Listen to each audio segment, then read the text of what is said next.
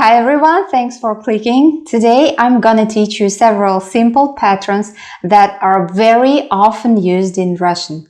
I personally use them every day. My friends, my colleagues, my neighbors, my family members from parents to children use them a lot. Everybody uses them a lot.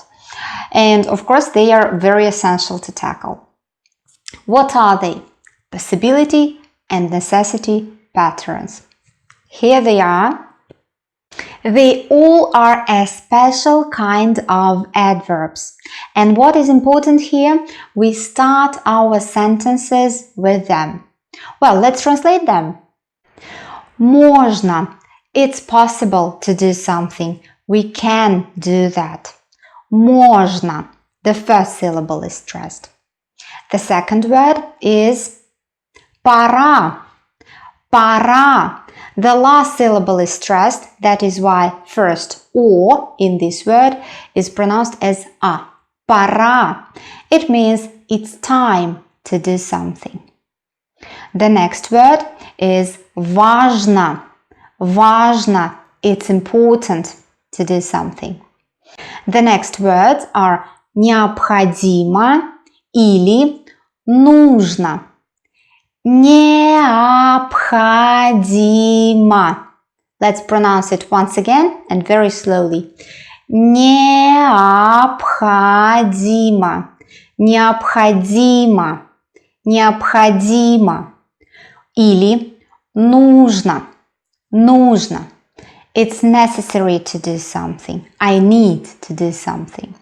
And the last word is very similar to necessary, to необходимо или нужно, but it is a bit stronger. It is required to do something. It is essential to do something.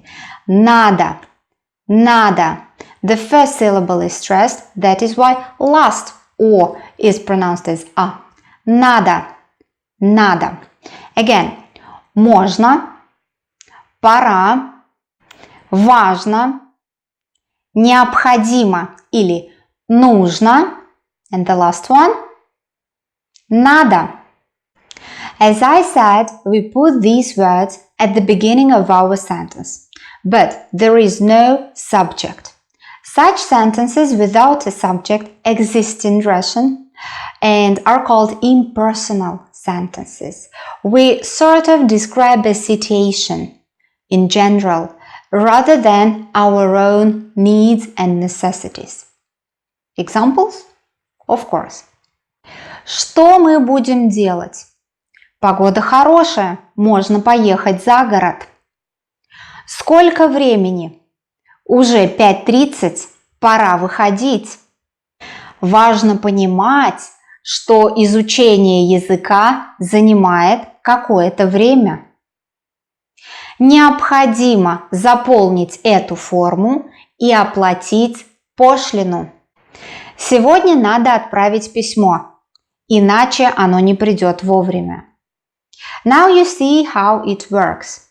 If it's necessary, если необходимо, if it's necessary, we can put a pronoun before these words. A pronoun should be in dative case. For example, we could say нам можно поехать за город. Нам пора выходить. Вам важно понимать это. Вам необходимо заполнить форму. Или мне надо отправить письмо. These are pronouns in dative case. For me or to me is мне. For you or to you is тебе. If I talk to a person I know well, or if I talk to one person I know well again. To you or for you, if I'm talking to many people or I want to sound more polite, will be вам. Вам. Вам важно. Вам необходимо. For her will be ей. Ей надо отправить письмо. For him or to him will be ему. Ему. Ему важно понимать это. For us or to us will be нам. Нам можно поехать за город. And finally, for them or to them will be им. Им. Again, we use these pronouns if it is necessary. It depends on the context and on what we want to say. Grammatically, sentences without pronouns and with pronouns both sound okay. Well, talking about myself, I can say, мне нужно снять еще одно видео на этой неделе.